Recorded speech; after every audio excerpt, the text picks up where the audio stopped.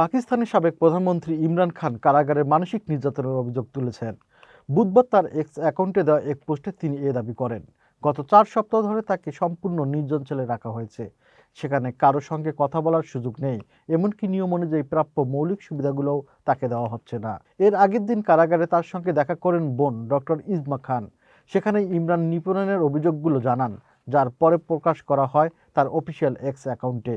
ইমরান খান আরও অভিযোগ করেন, সেনাপ্রধান ফিল্ড মার্শাল ওসিম মুনিরের নির্দেশে সাজানো এক মামলায় তাকে এবং তার স্ত্রীকে আটকে রাখা হয়েছে। একই পোস্টে মুনিরকে মানসিকভাবে অস্থিতিশীল বলেও দাবি করেন তিনি। ইমরানের ভাষায়, মুনিরের নীতি পাকিস্তানের জন্য ধ্বংসাত্মক এবং এইসব সিদ্ধান্ত দেশকে সন্ত্রাসের দিকে ঠেলে দিচ্ছে। 2022 সালে আস্থা ভোটে ক্ষমতা হারানোর পর থেকে একের পর এক মামলার মুখোমুখি ইমরান খান।